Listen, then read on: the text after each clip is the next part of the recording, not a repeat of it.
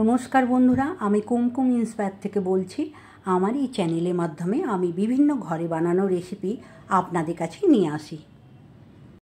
আপনারা এই রকম সুস্বাদু নিত্য নতুন রেসিপি পেতে আমার চ্যানেলটিকে লাইক এবং সাবস্ক্রাইব করে নেবেন। আজকে আপনাদের কাছে শেয়ার করছি রসুন ফোড়ন দিয়ে লাল নোটে শাক ভাজা। এই শাক ভাজাটা অনেক দিন আগে আমি নেদারল্যান্ডে গিয়ে তৈরি করেছিলাম, সেটাই আজকে আমি শেয়ার করছি। কেননা অনেকেই জানতে চেয়েছিল যে বিদেশের জিনিসগুলো কী রকম। এই শাকটা যখন বাড়িতে কিনে নিয়ে এলো, দেখলাম গোড়া সমেত বালি মাটি লাগা, মনে হলো যেন কোনো চাষের জমি থেকেই এটা কিনে এনেছে। তবে হ্যাঁ, পালং শাক নোটে শাক এখানে চাষ হয়। এই শাকটাকে একদম বেছে ধুয়ে পরিষ্কার করে নিয়েছি, কেননা গোড়াতে প্রচুর মাটি বালি লেগেই ছিল। শাকটা আমি ছুরি দিয়েই ছোটো ছোটো করে কুঁচো করে নিচ্ছি, কেননা এখানে তো বঁটি নেই, যা কিছু সব ছুরি দিয়েই করতে হবে। শাকটা আমার কুঁচো করা হয়ে গেল। এই লাল শাকটা আমি আজকে ভাজা করব রসুন ফোড়ন দিয়ে। আপনারা এটা চচ্চড়িও করতে পারেন, আলু বেগুন কুমড়ো বড়ি দিয়ে।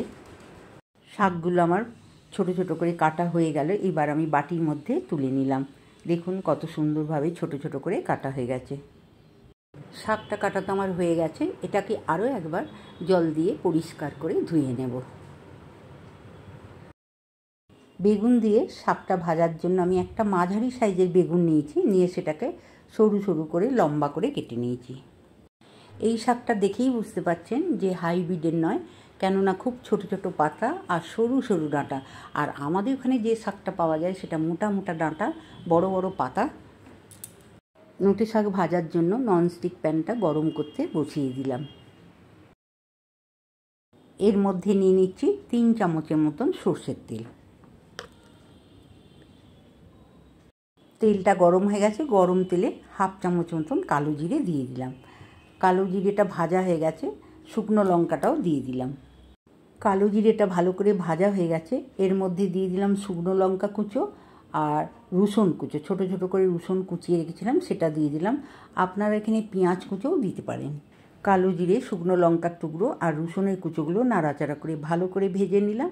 নিয়ে বেগুনগুলো কেটে রেখেছিলাম সেগুলো এর মধ্যে দিয়ে দিলাম।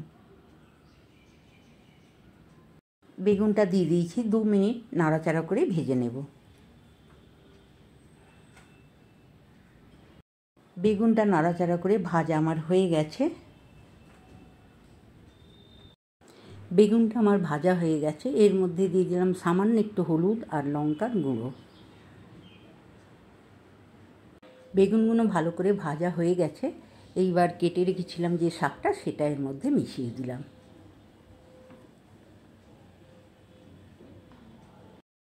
বেগুনের সাথে শাকটা দিয়ে ভালো করে এবারে নাড়াচাড়া করে মিশিয়ে নেব।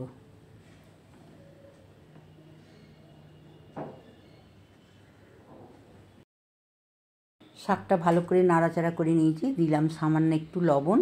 লবণটা দিয়েও ভালো করে মিশিয়ে নেব। লবণটা দিয়ে ভালো করে মিশিয়ে নিয়ে আমি ঢাকা দিয়ে দিচ্ছি 2 মিনিটের জন্য। 2 মিনিট হয়ে গেছে। দেখুন জল বেরিয়ে গেছে, সামান্য একটু জলও বেরিয়ে এসছে। এতে এর মধ্যে মিশিয়ে দিচ্ছি অল্প একটু চিনি। চিনিটাও দিয়ে ভালো করে মিশিয়ে নিলাম। আর নুন আর চিনি পড়লে আরও একবার একটু জল বেরোবে, সেই কারণে আমি আরও একবার 2 মিনিট ঢাকা দিয়ে রাখছি।